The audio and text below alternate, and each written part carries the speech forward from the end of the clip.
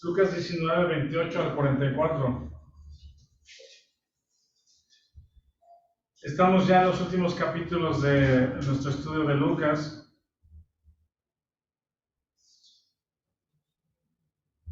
Y el título que me permití ponerle a esta sección,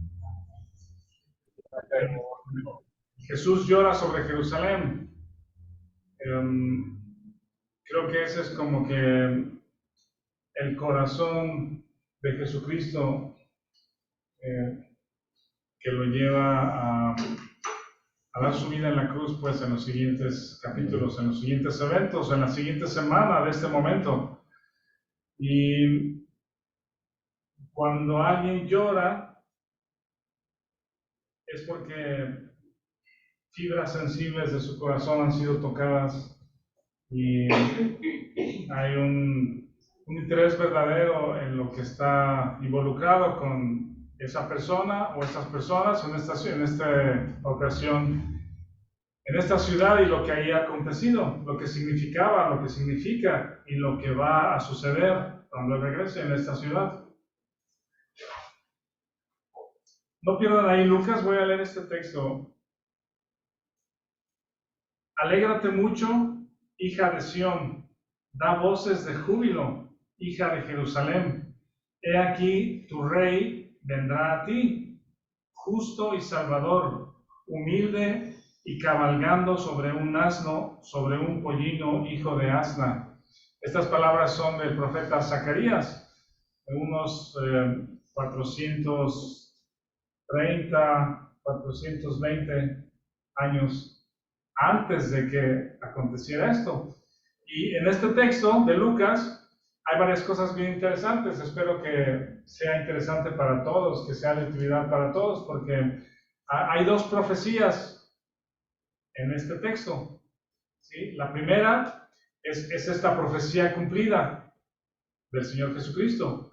Las palabras del profeta Zacarías son cumplidas en este evento, Jesús entrando en Jerusalén.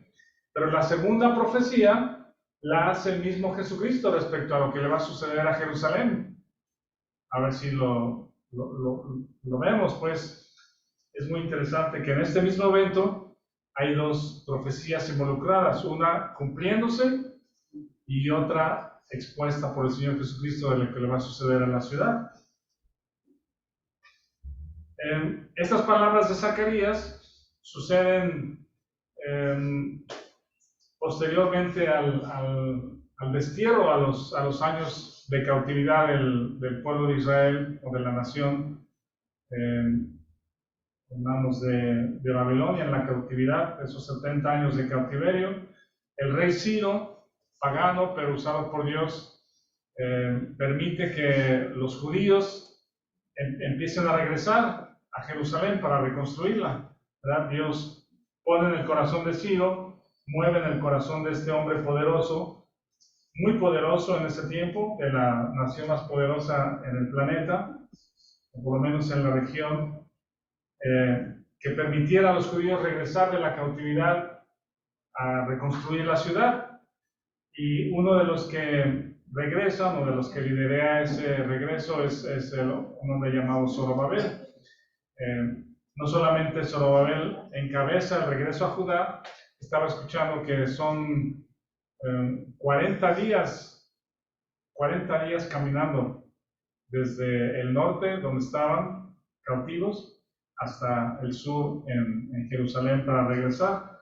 Regreso el contingente, digamos, que regresa a Judá para la reconstrucción de la ciudad, para rehabilitarla y reconstruirla. Y este hombre Zorobabel pone los cimientos de lo que es el segundo templo, que es donde está entrando el Señor Jesucristo en este evento. Ese templo es reconstruido, es restaurado o ampliado por Herodes, desde ahí también que se le conocía como el templo de Herodes. Pero en este libro de Zacarías habla justamente de este Zorobabel, que fue uno de los que regresaron a Jerusalén y es nombrado gobernador por el rey de Persia. Zorobabel es una persona relevante en el libro de Zacarías, y Zacarías es el que Dios usa en esta segunda parte del libro para mencionar esta profecía de lo que va a suceder. Lo voy a leer otra vez. Dice: alégrate mucho, hija de Sión, da voces de júbilo, hija de Jerusalén. He aquí tu rey vendrá a ti, justo y salvador, humilde y cabalgando sobre un asno, sobre un pollino, hijo de una asna. Vamos al texto de Lucas 19, en el versículo 28. Dice, vamos a leerlos si quieren alternadamente. Yo leo el primero y todos juntos leen el segundo, y así nos vamos hasta el versículo 44. Dice el texto 28, dicho esto, es decir, los acontecimientos de la parábola de las 10 minas, iba adelante subiendo a Jerusalén. Y aconteció que llegando cerca de Betfagé y de Betania, al monte que se llama de los Olivos, todos sus discípulos, diciendo, id a la aldea de enfrente, y al entrar en ella hallaréis un pollino atado, en el cual ningún hombre ha montado jamás. Desatadlo y traedlo. Y si alguien os preguntare, ¿por qué lo desatáis? Le responderéis así, porque el Señor lo necesita. Fueron los que habían sido enviados y hallaron como les dijo. Y cuando desataban el pollino, sus dueños le dijeron, ¿por qué desatáis el pollino? Ellos dijeron, porque el Señor lo necesita. Y lo trajeron a Jesús, y habiendo echado sus mantos sobre el pollino, subieron a Jesús encima. Y a su paso tendían sus mantos por el camino. Cuando llegaron ya cerca de la bajada del monte de los Olivos, toda la multitud de los discípulos, gozándose, comenzó a alabar a Dios a grandes voces por todas las maravillas que habían visto, diciendo, bendito el Rey que viene en el nombre del Señor, paz en el cielo y gloria en las alturas. Entonces algunos de los fariseos de entre la multitud le dijeron, Maestro, reprende a tus discípulos. Él respondiendo le dijo, os digo que si estos callaran, las piedras clamarían. Y cuando llegó cerca de la ciudad, al verla, lloró sobre ella, diciendo, oh, si también tú conocieses, a lo menos en este tu día, lo que es para tu paz, mas ahora está encubierto de tus ojos. Porque vendrán días sobre ti cuando tus enemigos te rodearán con vallado y te sitiarán y por todas partes te estrecharán. Y te derribarán a tierra y a tus hijos dentro de ti, y no dejarán en ti piedra sobre piedra, por cuanto no conociste el tiempo de tu visitación. Hagamos una oración, por favor. Señor, gracias porque hemos venido estudiando ya por algún tiempo tu palabra, en particular los evangelios o Lucas, y realmente deseamos que el Espíritu Santo nos enseñe, que nos muestre tu palabra, que nos muestre tu verdad, que podamos aprender de ti, conocerte y que veamos el corazón de Jesucristo, su pensamiento, su actitud, su deseo, su propósito, y sobre todo que veamos, como dice Hebreos, ese gozo puesto delante de él, por el cual soportó las burlas, los azotes, que le escupieran, que lo crucificaran. Llegó manso, sin pelear, sin negarse, sin violentar, sino justamente como un cordero que fue llevado al matadero por nosotros, Señor. Gracias porque como creyentes, como personas que hemos nacido de nuevo, lo hemos visto así para salvación. Permite que también podamos seguirlo contemplando, aprendiendo de Él, que Él sea nuestra vida, que la vida de Cristo sea en nosotros cada día a través del Espíritu. Gracias en el nombre de Jesucristo. Amén.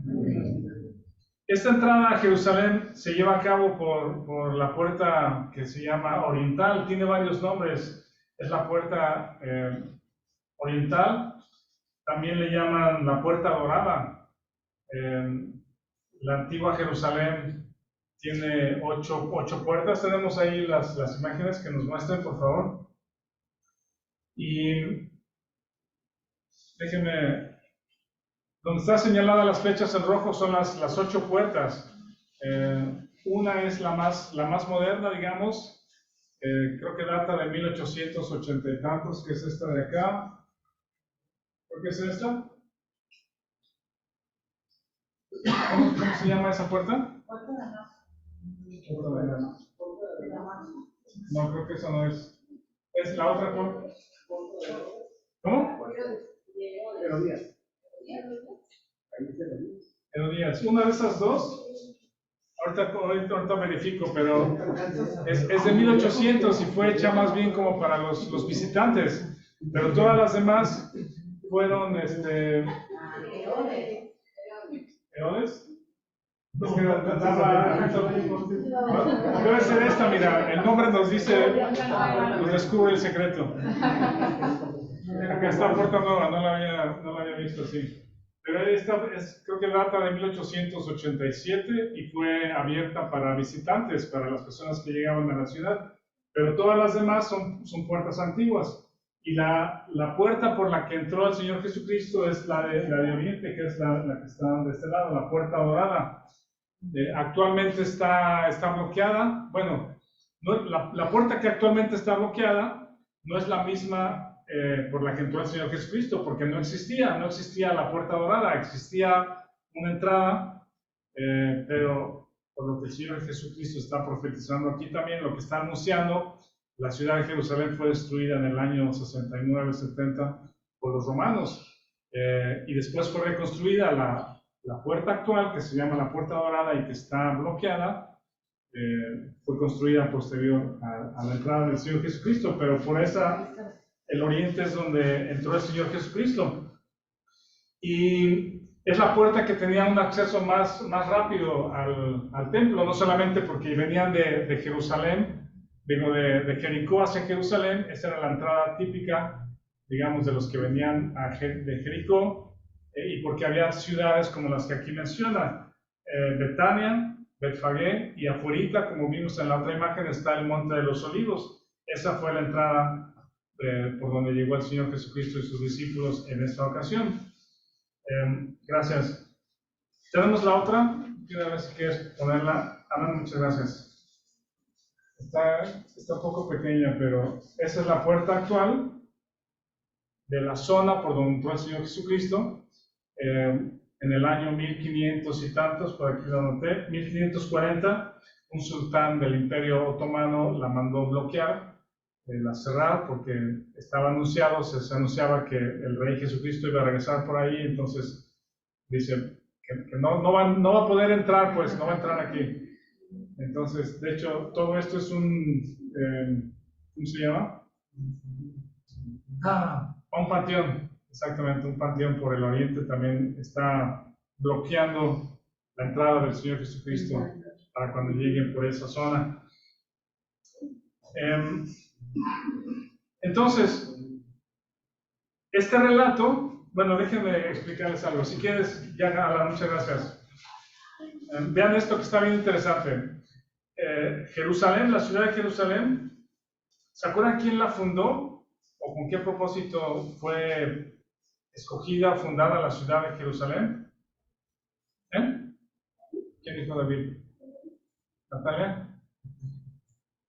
David escogió esa ciudad, se llamaba Jebús, ¿sí? Y cuando conquistaron esa ciudad, o esa zona, arriba en el monte estaba la ciudad de Jebús, y él decidió, o fue guiado para conquistarla, o después de conquistarla, tomarla y reconstruirla y prepararla para que fuera su ciudad, y después para que fuera la ciudad donde estuviera el templo, que él no pudo construir.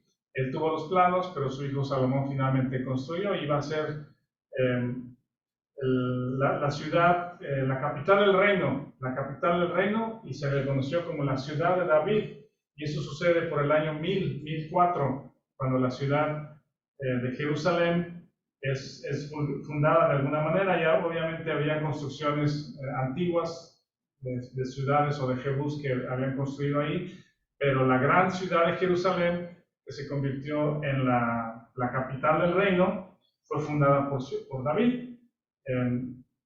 La convirtió en su ciudad, en su habitación, y dijo, si yo tengo una habitación aquí, también Dios o nuestro Padre Dios, Jehová, merece una habitación también, un templo que se ha construido, y no se le permitió.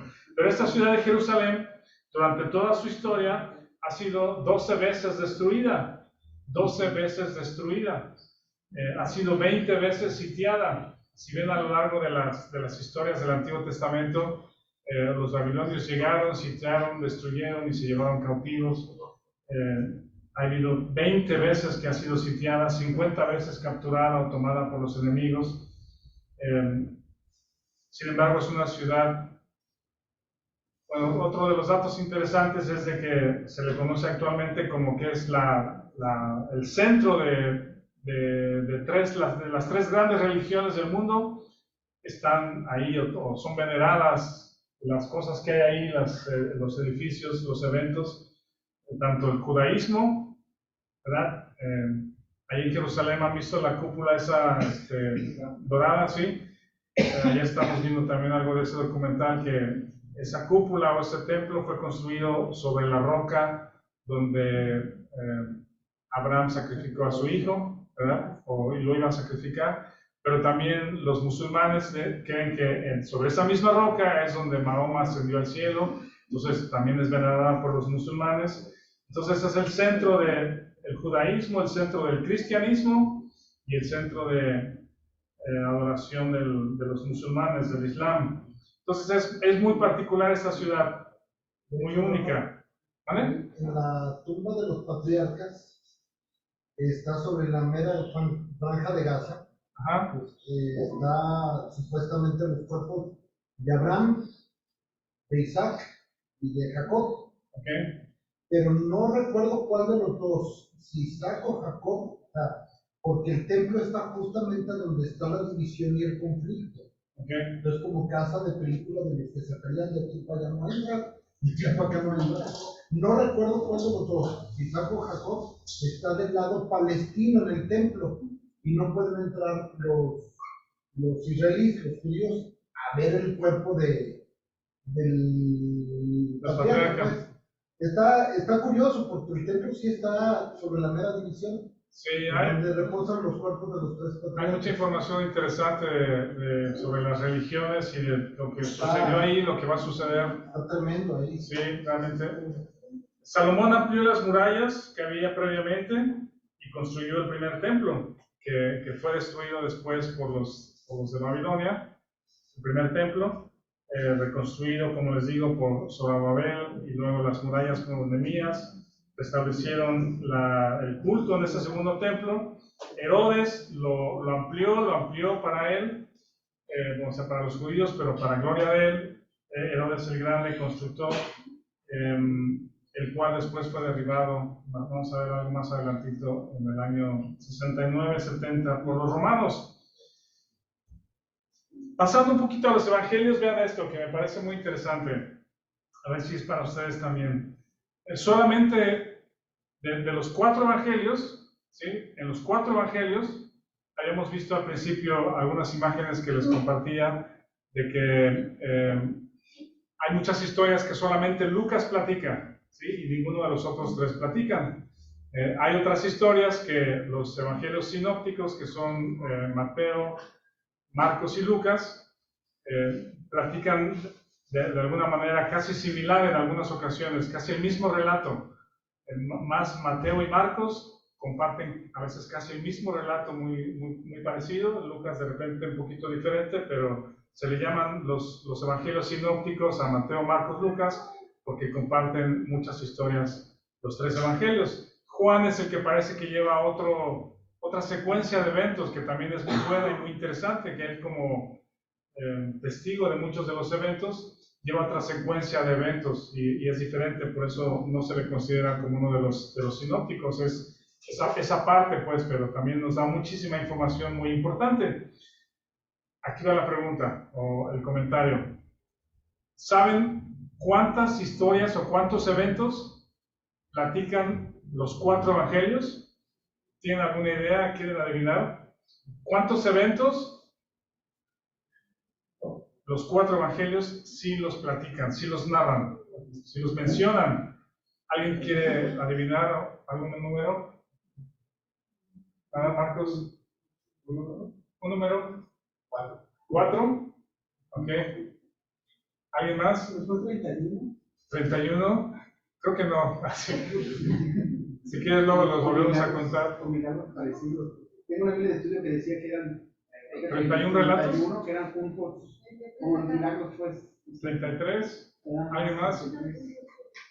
18. 18.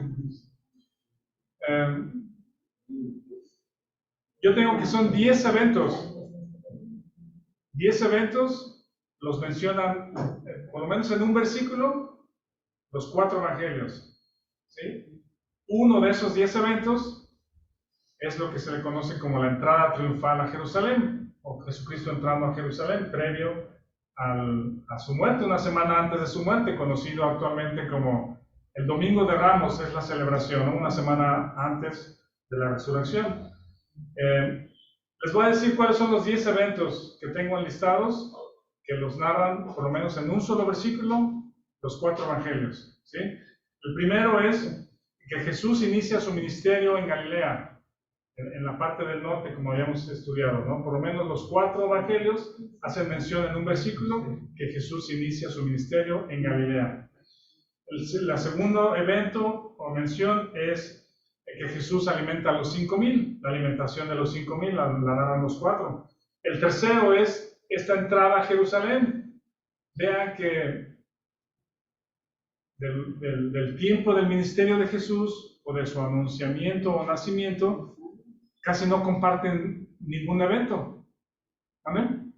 Entonces pasaron 3 años y eso que se llama mencionar estas 2 cosas juntos, ¿no? Ajá. Y hasta la entrada triunfal que falta una semana para su muerte. Ajá. Los siguientes 8 eventos, o sea, quitando el ministerio en Galilea, el inicio del ministerio en Galilea y la alimentación de los 5,000, los otros 8 eventos mencionados por los 4 evangelios suceden en la última semana.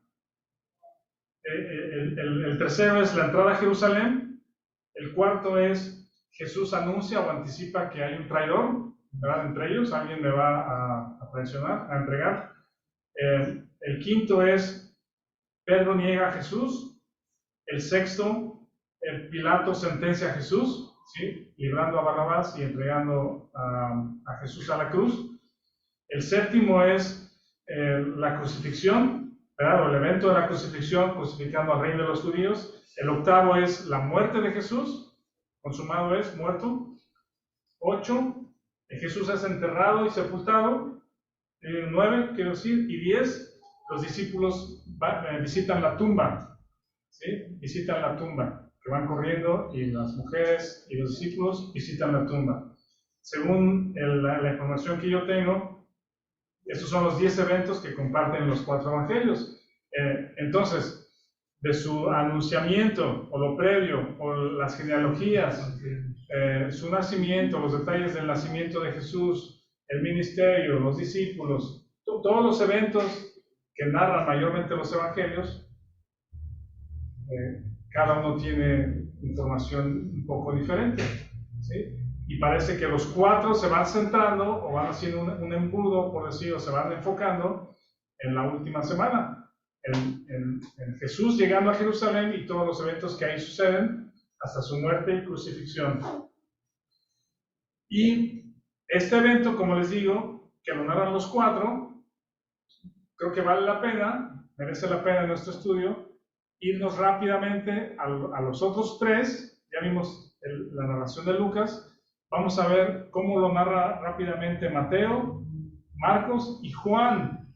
Juan es el que nos da mucha información y es muy interesante todos los eventos que ahí mencionan. Vamos a verlos rápidamente. Es Mateo 21. Mateo 21 narra este evento, la entrada a Jerusalén. Y algunas de las cosas que Mateo agrega, que Lucas no tiene, me parecen interesantes. ¿Alguien quiere leer, que en voz alta para todos, Mateo 21 del 1 al 11? ¿Quién lo quiere leer para todos? Rocío, por favor. Cuando se acercaron a Jerusalén y vinieron a Betfagé, el monte de los olivos, Jesús envió 2 discípulos, diciéndoles: id a la aldea que está enfrente de vosotros, y luego hallaréis una asna atada y un pollino con ella. Desatadla y traedla. Si alguien os dijere algo, decid: el Señor lo necesita, y luego los enviará. Todo esto aconteció para que se cumpliese lo dicho por el profeta cuando dijo: decid a la hija de Sión, que aquí tu rey viene a ti, manso y sentado sobre un manto, como un pollino, tipo de animal de carga. Ahí tantito. Esa mención de Mateo no la hace Lucas, que es directamente el cumplimiento de la profecía de Zacarías. ¿Sí? Aquí dice, todo esto aconteció para que se cumpliese lo dicho por el profeta. Eso no lo dice Lucas, pero Mateo sí le interesa que esté registrado. Que Zacarías, que es el Zacarías 9:9, lo había anunciado. Y lo que menciona aquí no solamente es que va a entrar por la ciudad, es el rey que viene, pero las características del corazón del rey, ¿sí? Que es manso, sentado sobre un asna, y las características o la connotación del asna o del asno, dice, hijo de animal de carga. ¿No les parece interesante? ¿Qué hace un rey en un animal de carga? ¿Qué piensan? ¿No les llama la atención? Que Mateo, o sea, es lo que dijo el profeta, pero Mateo lo deja registrado sobre el corazón de este rey, que es un corazón manso, de humildad. ¿Sí? Es un hombre humilde, manso. No viene como un conquistador, como típico conquistador en su caballo blanco, guerrero, dominante, ¿no? ¿Sí? Violento, acabando con sus enemigos en este momento, sino dice manso y demuestra su mansedumbre entrando a la ciudad en un asno, en un animal de carga. Ese no es un animal de un rey, pues. ¿Se me explico?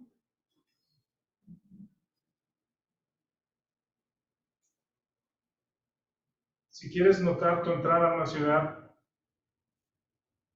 o a tu ciudad natal, ¿no? Si saliste de una ciudad pequeña, un pueblo por ahí pequeño, saliste a los 12 años y iniciaste tu carrera y estudiaste y triunfaste en la vida, ¿cómo te gustaría regresar a la ciudad para que todos te vean, no? En un Mustang, sino... Ya llegó... ¿Eres tú, Rafael? ¿Tú eres Rafael? El que mordía a los niños. ¿No? Después de tantos años de andar ahí, o cuando se van a trabajar a los Estados Unidos, ¿no? Se compran su troca y regresan a su ciudad en su troca, pues. Y con sonidote. Con sonido. Sí, andan pasándose por el pueblo que se oiga. Es muy común, cuando menos aquí en Jalisco, los pueblos, eso es muy común. Es que es común, sí. Sí.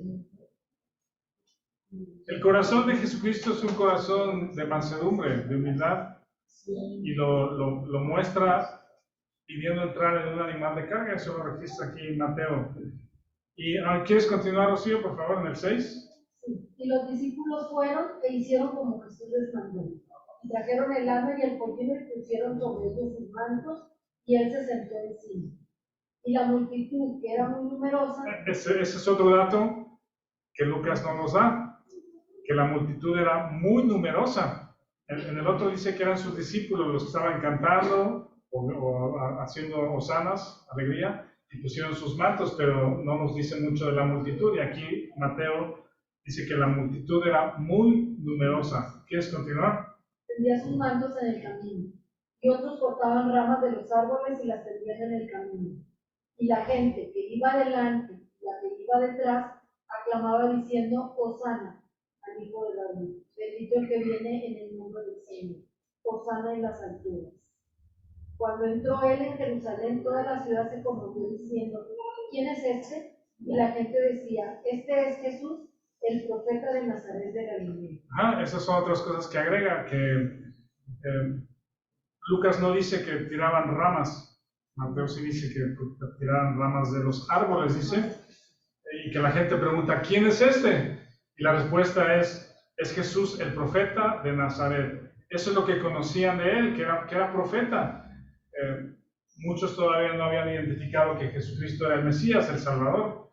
Ahora vamos a ver el texto de Marcos para encontrar un par de diferencias más. Es Marcos 11. Marcos 11. ¿Y alguien quiere leer del 1 al 11, por favor? Marcos 11, del 1 al 11. ¿Quién lo lee para todos? Cuando se acercaban a Jerusalén, junto a Betfagé y a Betania, frente al monte de los Olivos, Jesús envió 12 discípulos y les dijo: Id a la aldea que está enfrente de vosotros, y en ella hallaréis un pollino atado, en el cual ningún hombre ha montado, desatadlo y traedlo. Y si alguien os dijere: ¿por qué haces eso?, decid que el Señor lo necesita y que luego lo devolverá. Aquí hay una nota curiosa. Aquí Marcos sí dice que lo va a devolver. En Lucas, creo que Mateo tampoco lo dice, pero aquí sí especifica: lo necesita. Pero si lo va a devolver, pues no se preocupen por eso, ¿no? Luego el 4, Sarita. Fueron y hallaron el pollino atado afuera a la puerta en el recodo del camino y lo desataron. Y unos de los que estaban allí le dijeron: ¿qué hacéis desatando el pollino? Ellos entonces le dijeron como Jesús había mandado, y los dejaron. Y trajeron el pollino a Jesús y echaron sobre él sus mantos y se sentó sobre él.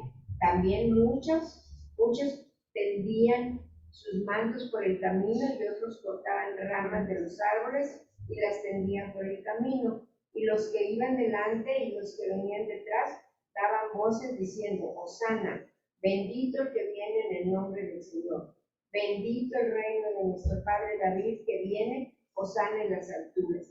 Y entró Jesús en Jerusalén y en el templo, y habiendo mirado alrededor todas las cosas, como ya anochecía, se fue a Betania con los 12.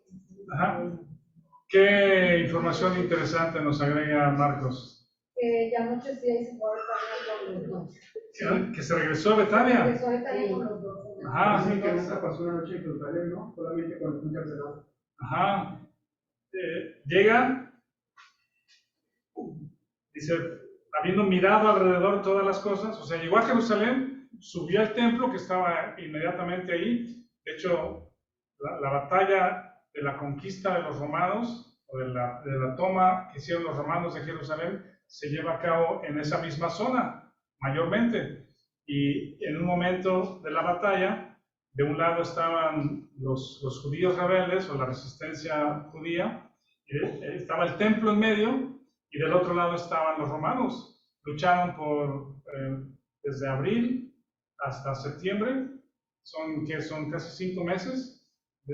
Duró la batalla entre los romanos queriendo tomar la ciudad y la resistencia de los judíos, y sucedió justamente mayormente en esa área del templo, ¿sí? Y aquí lo que dice es: mirando, llegó a Jerusalén en el templo, habiendo mirado alrededor todas las cosas, como ya anochecía, se fue a Betania con los 12. ¿Qué pasó en Betania? ¿Quieren saber? Vamos a preguntarle a Juan. Juan nos da las respuestas. Juan 12. Esa es una de las razones bien interesantes por las que Juan lleva otra narrativa o de eventos, pues, o testimonio de los eventos. En Juan 12 nos da más información muy útil para nuestro estudio. Vean, por ejemplo, en el capítulo 11, es la muerte de Lázaro. ¿Se acuerdan dónde sucedió esa muerte? ¿O dónde vivía Lázaro? En Betania, con sus hermanas, vivían en Betania. Sí, que es la ciudad afuerita de Jerusalén, donde el Señor regresa a pasar la noche después de haber entrado a Jerusalén. Luego en el versículo 11:53, los judíos no creyeron en Jesús a pesar de que Él resucitó a Lázaro, y dice, así que desde aquel día acordaron matarle. Este es un versículo bien impactante, interesante, relevante, porque ya no había vuelta atrás, pues ya era una decisión tomada por parte de los religiosos, de los fariseos y muchos judíos que iban a matar a Jesús. Y luego, en el capítulo 12, 6 días antes de la Pascua, ¿verdad?, coincide con la entrada a Jerusalén, ¿verdad? Dice, vino Jesús a Betania, donde estaba Lázaro, el que había estado muerto, y a quien había resucitado de los muertos, y le hicieron allí una cena. Marta servía y Lázaro era uno de los que estaban sentados a la mesa con él. Entonces María tomó una libra de perfume de nardo puro de mucho precio, ungió los pies de Jesús, los ungió en sus cabellos. La casa se llenó de olor de perfume. Le dijo uno de los discípulos, Judas Iscariote, hijo de Simón, el que le habían de entregar, ¿por qué no fue este perfume vendido por 300 denarios y dado a los pobres? Pero dijo esto no porque se cuidara de los pobres, sino porque era ladrón y teniendo la bolsa sustraía de lo que se echaba en ella. Entonces Jesús le dijo, déjala, para el día de mi sepultura ha guardado esto. Es decir, casi una semana después, ¿verdad?, iba a suceder esto. Porque a los pobres siempre los tendréis con vosotros, mas a mí no siempre me tendréis. Luego, gran multitud de los judíos supieron entonces que él estaba allí, vinieron no solamente por causa de Jesús, sino también para ver a Lázaro, a quien había resucitado a los muertos. Pero los principales sacerdotes acordaron dar muerte también a Lázaro. ¿Y Lázaro por qué? Porque a causa de él muchos de los judíos se apartaban y creían a Jesús. Lázaro, la vida de Lázaro era una evidencia de la divinidad de Jesucristo, del poder de la resurrección. Y enseguida, en el 12:12, ¿qué viene? Al día siguiente, grandes multitudes que venían debido a la fiesta, al oír que Jesús venía a Jerusalén, tomaron ramas de palmera, salieron a recibirle, clamaban, Hosana, bendito el que viene en el nombre del Señor, el Rey de Israel. Y halló Jesús un asnillo y montó sobre él, como está escrito. También menciona a Zacarías. No temas, hija de Sión, he aquí tu rey viene montado sobre un pollino de asna. Y vean el versículo 16, es un versículo que los otros no dicen.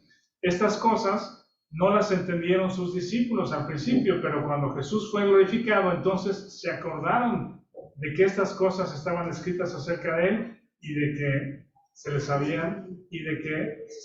habían hecho. Y daban testimonio a la gente que estaba con él cuando llamó a Lázaro del sepulcro y le resucitó de los muertos, por lo cual también había venido la gente a recibirle, porque había oído que él había hecho esta señal. Pero los fariseos dijeron entre sí, ya veis que no conseguís nada, mirad, el mundo se va detrás de él. ¿Ven?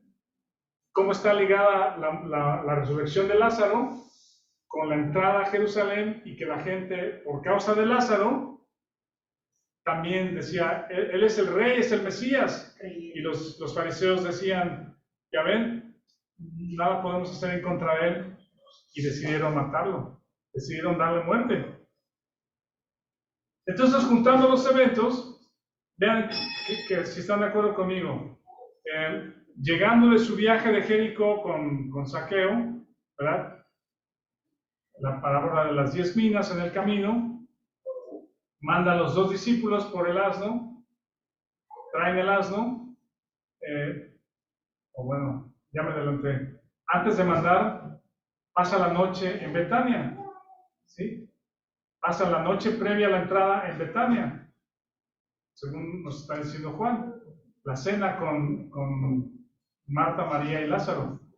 Al día siguiente es la entrada a Jerusalén y aparentemente no duerme en Jerusalén. No sé si ya pasó ahí todo el día, pero se anochece, ve el templo y regresa a pasar la noche en Betania. ¿Cómo les suena esa serie de eventos? Es lo que estamos viendo, ¿no? Interesante. Si no dijera aquí, en el 12:12 de Juan, al día siguiente, y relata la entrada triunfal, podríamos pensar que Jesús llega a Jerusalén, sube al templo, ve y regresa a dormir a Betania, y ahí cena y regresa a Betania a cenar y a dormir. Pero parece que no, parece que la cena en Betania es un día antes de la entrada a Jerusalén. Entra a Jerusalén, se anochece y regresa a dormir a Betania, posiblemente también en casa de María, Marta y Lázaro.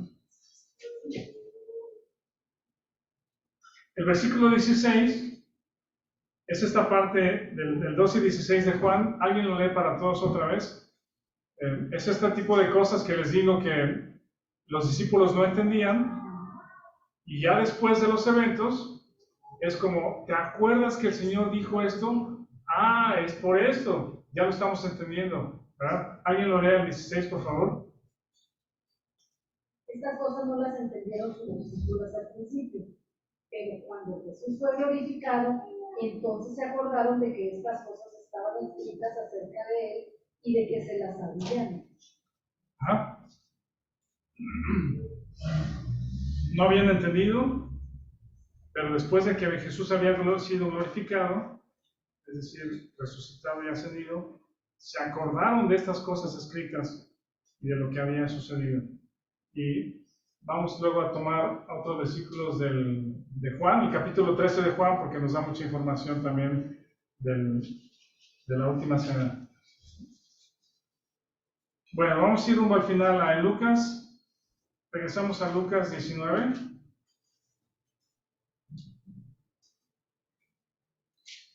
Lucas 19.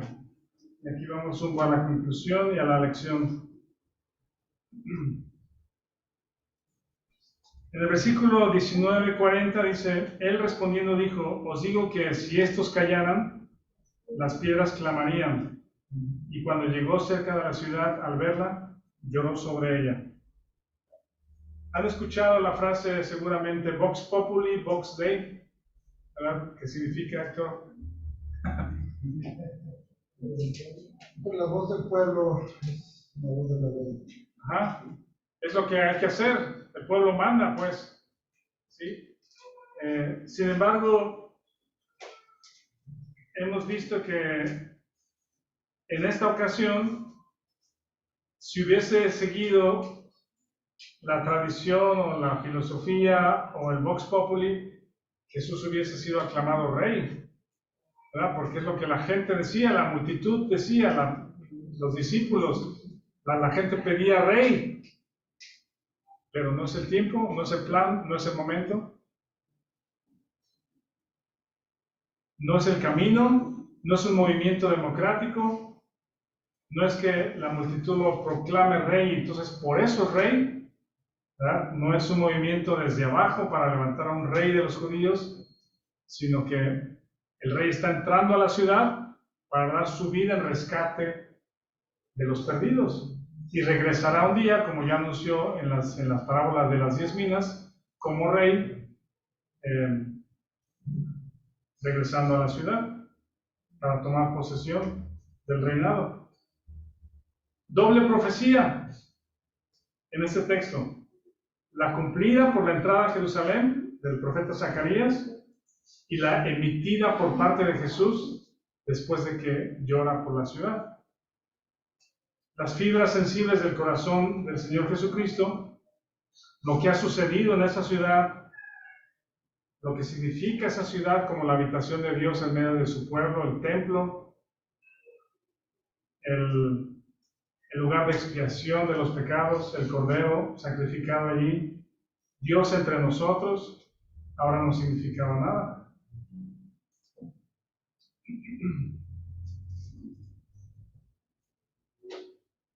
Jesús llora por la incredulidad de su pueblo, por el corazón duro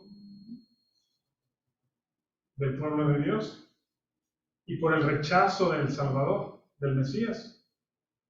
¿Se acuerdan qué otra ocasión Jesús lloró? Cuando murió Lázaro. Unos momentos antes o unos días antes, ahí en Juan 11.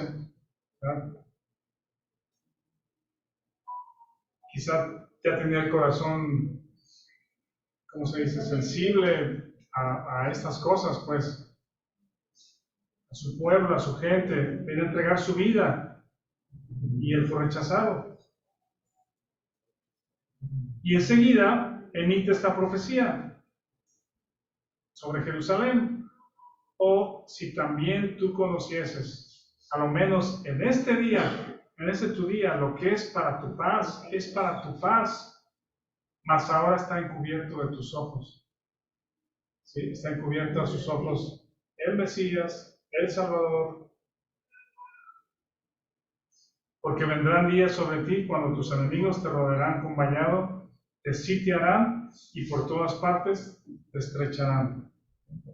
Te derribarán a tierra y a tus hijos dentro de ti y no dejarán en ti piedra sobre piedra, por cuanto no conociste el tiempo de tu visitación. Los judíos que votaron o que estaban alegres por la muerte de Jesucristo, ¿sí?, clamaban que Pilatos les diera a Barrabás en lugar de liberar a Jesús. En una semana, ¿dónde estuvo el cambio de opinión de la gente? Pues supongo que había gente que seguía creyendo que es el rey, es el Mesías, pero decepcionados porque terminó en la cruz. ¿Dónde está el rey que nos iba a librar de los romanos? ¿Dónde está el líder al que aclamamos y queríamos que fuera el rey, el liberador, el libertador? Y ahora está en la cruz y le gritaban, bájate, si eres el libertador, bájate de ahí y libéranos. ¿Cuántos decepcionados,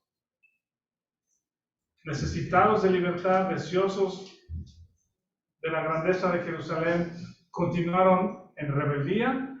¿Sí? Por otros 30 años más se rebelaron contra Roma en varias ocasiones, trataron de apaciguarlos de diferentes formas, no pudieron. Cuando Vespasiano llegó a ser el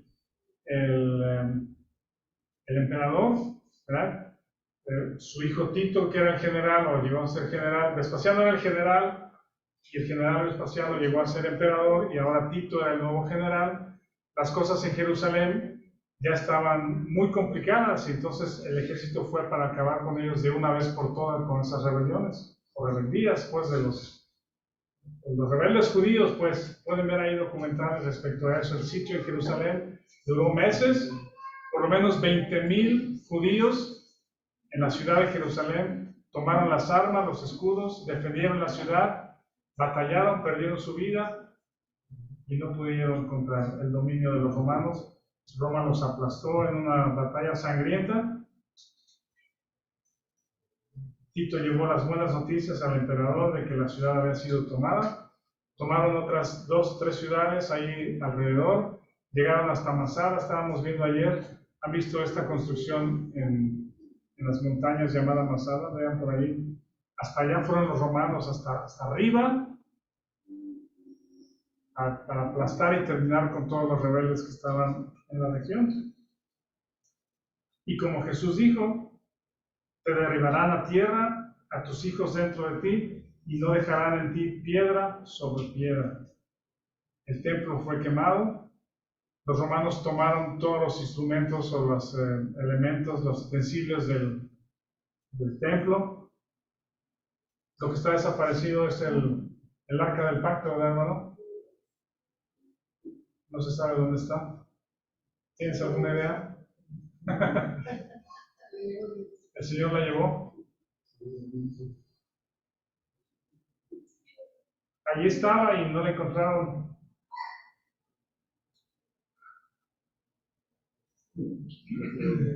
Los de la iglesia brasileña, para de sus hijos, ya la encontraron y tienen que ir a por el mundo continuar. ¿Ya la encontraron? Sí, cómo no. Sí, tranquila. Necesito el que está. ¿Está en Turquía? Turquía. Pero usted puede ir a ver, Es lo único que no he encontrado todavía. para de sufrir. No, no me lo traen, me salió una mucho que se llama en el arte. No, o sea, por primera vez no estoy diciendo nunca.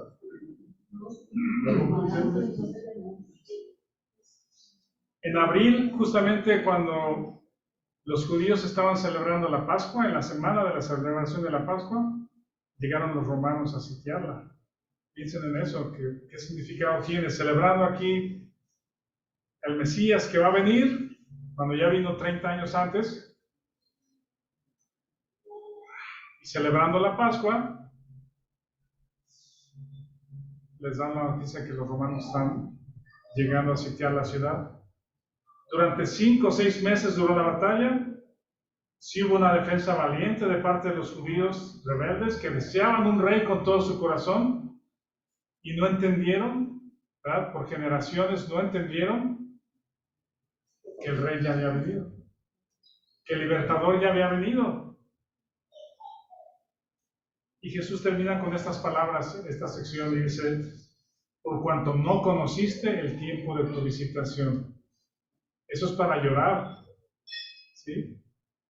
Quizá cuando Jesús dijo estas palabras todavía estaba llorando, pues, con el corazón partido, las lágrimas en los ojos, porque su pueblo, todo lo que sucedió ahí, la ciudad de David, el templo, el lugar donde Dios vino a estar entre su pueblo, el Mesías que llegó entre ustedes, y no lo conocieron, no lo reconocieron, en los ojos encubiertos. Termino con esto. Esa palabra visitación, ¿sí? Dice, no conociste el tiempo de tu visitación, es la palabra episcope. Episcope. ¿A qué le suena? ¿Dónde usamos o dónde hemos escuchado esa palabra? Episcopado, ¿sí? Obispo. Es sinónimo de obispo. Es sinónimo de obispo, de ahí viene la palabra obispo. De hecho, en la traducción Jerusalén, en el carta de Timoteo, donde dice el que quiere obispado, buena obra desea, allá dice el que quiere episcopado, buena obra desea. Ajá. ¿Y qué hace un obispo? Es un pastor, es alguien que cuida, que supervisa, que tiene cuidado del rebaño. Es una inspección para alivio. Es una traducción o una nota que me gustó. El pastor viene con sus ovejas y hace una inspección para aliviarlas. ¿Cómo estás? ¿Qué necesitas? ¿Qué tienes? ¿En qué te ayudo? ¿Cómo te salvo? ¿Sí? ¿Qué te duele? Esa es una inspección para alivio. ¿No conociste el tiempo de la visita del pastor para inspección de alivio? Y los romanos, o sea, continuaron los judíos con su deseo de libertad años más, y los romanos los aplastaron. Josefo tiene unos buenos libros, documentos ahí como historiador que ya hemos leído en varias ocasiones. Narra la matanza, sangriento, una batalla horrible para los dos. Murieron muchos romanos, un montón de judíos, todo derribado, todo quemado, una destrucción total de la ciudad, la gran ciudad de Jerusalén, donde fue el templo, la habitación de Dios entre su pueblo, no existió más. Se terminó en ese momento. En tu vida vas a tener momentos únicos. Hay ocasiones donde tenemos momentos y se nos da, los desaprovechamos o no los pasamos, pues, pero tenemos segundas oportunidades, los podemos volver a aprovechar o repetir. Pero hay momentos únicos en la vida que no se van a volver a repetir. Una vez en la vida. Esta era la visita de una vez en la vida para los judíos. Y no la vieron. Vamos todos juntos y terminamos con 1 de Pedro 2:25. 1 de Pedro 2:25. Ora a Dios. 1 de Pedro 2:25. Oremos a Dios, hermanos. Que el Señor nos muestre, que abra nuestros ojos a las cosas que son una vez en la vida y que no van a suceder otra vez. En estos días que salíamos todos de familia, hacer casi lo mismo de los sábados, pues que vamos a comer o lo recogemos y vamos a comer juntos y hacemos 2 o 3 cosas de repente, pero regresamos a la casa. Y les decía a las niñas, oigan, tal vez esto parece aburrido porque es lo mismo que hacemos todos los sábados, ¿no?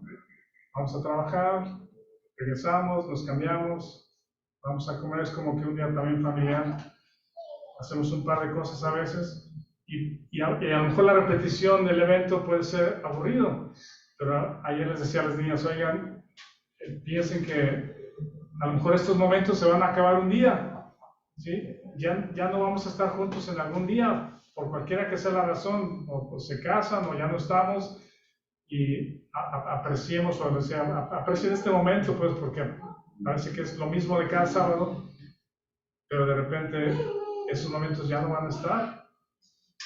Tus hijos un día ya no van a estar, tu esposo un día ya no va a estar, tu esposa no va a estar un día, ¿sí?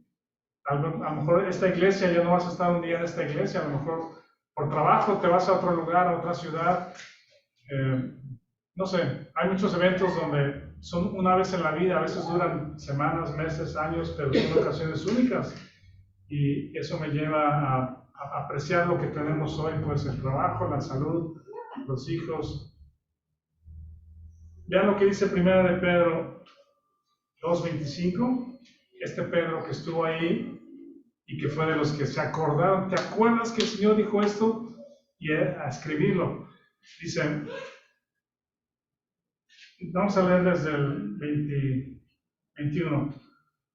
Pues para estos fuisteis llamados, porque también Cristo padeció por nosotros, dejándonos ejemplo, para que sigáis sus pisadas, el cual no hizo pecado, ni se halló engaño en su boca, cuando le maldecían no respondía con maldición, cuando padecía no amenazaba, sino encomendaba la causa al que juzga justamente, quien llevó él mismo nuestros pecados en su cuerpo sobre el madero, para que nosotros, estando muertos a los pecados, vivamos a la justicia, y por cuya herida fuisteis sanados. Y vean el 25. Porque vosotros erais como ovejas descarriadas, pero ahora habéis vuelto al pastor y obispo de vuestras almas. ¿Saben cuál es la palabra obispos que usa ahí? Es la misma palabra, episcope. ¿Sí? Habéis vuelto al pastor y episcope de tu alma, de vuestras almas. La visitación o la inspección para alivio, eso es lo que hace Dios con los creyentes.